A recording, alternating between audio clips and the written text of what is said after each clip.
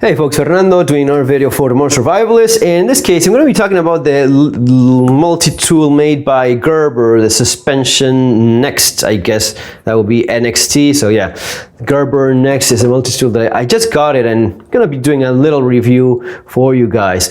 Guys, for you that haven't seen the live stream yesterday with Matt Bracking, I suggest you go. It went very well. I think we touched upon some important key points of stuff that's going on these days. So check it out if you haven't seen it live already. Thanks, Matt, as always, for your time, for your friendship, your support, and all of this stuff, and for sharing your wisdom, which is much needed these days. So let's get to this. In terms of multi-tools, I feel kind of like an odd duck at times with the prepper community, because I see that people, most folks, when they talk about their EDC, you agree on certain things, and of course, this depends on the legal restrictions of wherever it is that you live, in terms of firearms, in terms of what knife you can carry or cannot carry. That's going to be depending on where specifically you are. But whenever possible, having a firearm, having a folding knife, having a flashlight, and a couple other small tools so as to get you through any emergency, large or small, it's kind of understood to be a good idea. We pretty much agree on that. Now, one of the things that I find myself feeling very strongly about is having a good multi-tool. This for me is essential. For many years now, this has been part of my basic EDC, and even if I'm leaving behind something else, I will have a multi-tool, I will have a flashlight. That's kind of like the core of what I build my EDC on. So even if I'm not having a specific folder, which I usually have, most of the time I'll have a folder in one pocket, in one front pocket, a Leatherman tool in the other front pocket. But even if I have to just go with this, I still have a very decent blade, not only one very decent blade, I have actually two very good, decent blades. And that's something that I see a lot of people just don't feel the need for. They don't think that it's important to have a multi-tool with you at all times, especially not something as large as this. Over the years, I've become a believer. I think this is, if I can have just one thing, I will go with this. Very strongly attached to having a flashlight, again, because I don't see in the dark like most people. Just trouble having that, navigating through darkness is not something all that easy or downright impossible. So having a flashlight, but you know what? A cheap flashlight that's still quite decent, that's easy. For example, this Olight that I just got a few days ago, this is a very decent flashlight for like 20 bucks. By the way, as always, I'll leave the links below for all of this stuff. If you guys are interested, it's going to be through the Amazon affiliate program, which helps out in the channel. So if you're thinking about buying anything, it would be appreciated if you go through those links. But having a flashlight, no problem. You're going to be finding a decent flashlight for very little money. A folding knife, you're going to be finding good ones for decent money. Sometimes even quite good deals. Now, a multi-tool, that is more complicated. The multi-tool that I've been using for over a decade is this one, the Leatherman Charge TTI. It's the older model, the first fancy charge model they came up with, which is titanium handles, nice steel there in the blade, S30V. So yeah, it's been working great, but it costs a few bucks. I think it's like 200, 250. If you have the money, this is the thing I would get. I would even go as far as saying that if you're getting into survival and preparedness and you are going to be serious about it, get yourself a Leatherman Charge. Get yourself, at the very least, a Leatherman Wave. No less than that if you have the money. And folks, you do have the money for it, because I've seen so many folks, so many people spend money on crap that they're not going to be needing. Well, this, you're going to be using it all the time. And if something goes wrong, you're going to be very glad that you had just an excellent multi-tool with you.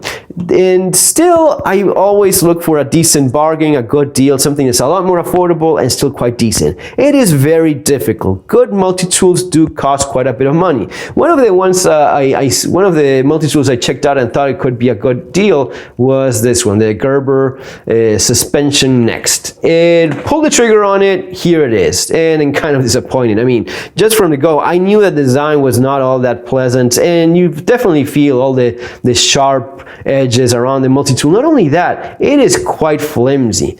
look how this moves around. I mean, that's not happening with your Leatherman. You feel the stiffness, the solid construction. Even with this one, I've been beating the crap out of over years. I'm always trying to be careful, but at times, I'll be honest, I've used this as a hammer more times than I can remember, just hammering with this part if I need it, and it's still holding on, and it hasn't got the amount of play that this brand new Gerber has. Gerber has been not doing all that great last few years. The Bear Grylls series of knives, the Bolo and the survival knife both have had recalls because they broke and cut people's hands.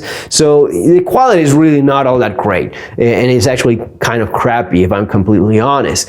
This one I thought it could be, let's go through it. So the first thing you're going to be using and checking out in a multi-tool is pliers, and this is okay enough, I guess, and they're spring loaded, so they open, which is nice. You do have that in some of the more affordable Leathermans as well, so it's not all that special, but it gets a pass on pliers, which if you have a multi-tool of this size and the pliers are no good, then I don't know what it's even doing in the market. But pliers, okay. Clip, for me, it's fails. Clip is just too flimsy, and being this long, I can just see how this is going to be letting you down, and it's not all that well designed. I see how this will be catching on everything you come across, and if it's this flimsy already, yeah, I don't think it's going to be doing all that good. Now, in terms of exterior, all of the tools are exterior, so you can hopefully access. I was trying to get this to open one-handed. I don't think it's intended for that because it's not all that big. It looks more like a finger or nail notch,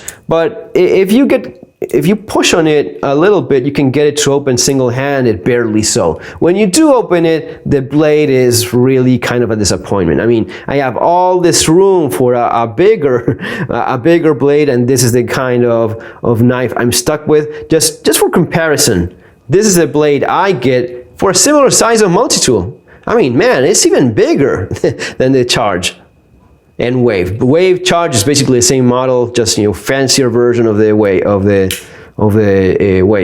Look at the blade I get with the Leatherman. Look at the blade I get with this thing, and how sharp it is all over. Really not all that practical. It does lock, which is a nice thing, but it's barely there. Sure, it's better than not having it. That's the kind of thing. That's the thing about multi-tools. I was talking yesterday with a guy, and sure, whenever you can reach your box of tools or your workshop, by all means, this is the kind of thing you go when you don't have anything else. So if you don't have anything else and need a knife, this is going to be a lot better than not having it. But if we're talking about multi-tools, you cannot stop comparing it with the better options.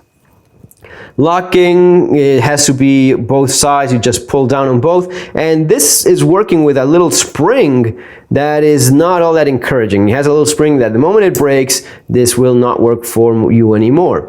Then we have a couple of screwdrivers, large flat screwdriver, small flat screwdriver, and a can opener, decent enough I guess, and a notch there for stripping wires. The scissors are pretty decent, I would assume. These are small, but they seem quite robust. And you have that little spring, which I'm kind of worried it will break on me at any time. But let's just say that, yeah, as long as this holds on, I would say it's actually quite decent, scissors. And I'd give it a pass. A little bit on the tiny side, but you cannot you get that in the Leatherman as well. So scissors, yeah. And the screwdriver, the Phillips screwdriver has a long shaft. That's decent, that's good. And on this other hand, we have what I assume is just another flat screwdriver. I'm not sure why I need another one when I have one already on the other side. I have a couple which are not all that different from this one, and a file that is non-existent. This from a little bit of your nails maybe, and a ruler that is just way too short for anything useful. I'm glad it's there, but barely so. And with the owl, it's kind of like a not so great one. This is not all that pointy, and if I want to drill a hole into wood or plastic, I don't see that it will be all that convenient. So yeah, the locking mechanism is really not practical and doesn't feel all that solid when you're using it. And it hasn't got a hole so as to thread like a piece of a string or cordage if you have to fix something. So yeah, that's not there, and not all that practical as a punch or awl, I would say. And that's it, guys. You don't have much else. I mean, you don't have anything else. That's all there is for this size of multi-tool. Now, if you look at what you have in, sure, the nice charge, but the wave, which is, yeah, it is kind of like twice the price of this one, but go for it instead of this. Here you have not only a couple very decent, much more useful blades than in this tool. Not only that, you don't have any saw here, and the file is barely there. I would not even classify that as a file. While on that same line in the wave, I have a very decent file and a diamond coated file. So I have a great file versus barely no file at all, and a saw here, just not one at all. There's nothing there in terms of saw. While on the charge, on the wave and charge, you have one of the more useful saws you have in any multi-tool. This is a great saw. This will saw through a lot of branches for you, and anything of this size, you're going to be getting through it quite fast. So it's very decent. Locking mechanism, a lot more convenient and useful. Clip, definitely so. And yes, my advice would be charge if you can afford it. If not, the wave, fantastic. Basically the same thing for quite a bit less money. This is the main one I would recommend. Now, let's say you're in like in a very tight budget. Yeah, you have some other options. You have the Sidekick and the Wingman from Leatherman, which I do have them, but I have them in some bags. Those would be if you're looking for the one-hand opening blade. If that's important for you, go with that. Now, if you're looking for something that's affordable, quality made, and has a bunch of useful tools, go with the Rebar. Leatherman Rebar is more of a classic format, but man, it is a very nice multi-tool. A lot better than this, and just not all that difference in price. Again, yes, it is more, but I would just stretch my budget a little bit more, get a few more bucks together, and at the very least, get this one. Honestly, wave would be better, but if not, Rebar, I wouldn't feel with a bad multi-tool if whatever issue I have to deal with is this. You have an excellent set of pliers, not spring-loaded here, but you have a very nice set of pliers. They don't have that same play that you have in this one. You have the replaceable nail cutters, so if this gets chipped or broken, you can replace it quite easily. So this is the main tool in your multi-tool. Very good in that regard. You have an excellent blade, by the way. Look at the size of that blade. That is very, very decent. You can even, if you need a little bit more reach, you can go like that, like so. You have a good reach with that, and yes, it does lock in a much better locking mechanism. On the other side, and look how it just feels more quality, more stronger. So you have flat screwdrivers, large, smaller one, and a very decent punch awl with a hole so as to thread some maybe floss or some thread so as to fix something. You can do it here because you have the hole. With the other one, no hole there, and even as a punch or awl, I'd say it's quite lacking. You have a very, very decent file. It's not as good as the one in the wave, but man, yes, you will be able to file with this thing. It's quite a bit larger than the one you have in the Gerber, and it's better made as well. On the other side, you have another blade, a second blade, sheepfoot blade, if you have to cut through clothing or that sort of thing. You have that blade here, nice size, a can opener, a wire stripper, and a nice Phillips screwdriver that has a longer shaft, which is good. You have it there as well. And you have a nice saw. This saw is maybe not as good as the one in the wave, but close to that. It's a very nice, decent saw that you have here. You don't even have one here. So I think there's simply no comparison. I think you just have better alternatives than the Gerber Suspension NXT, and pretty much most of their line. It's just not nearly as good as some of the other options.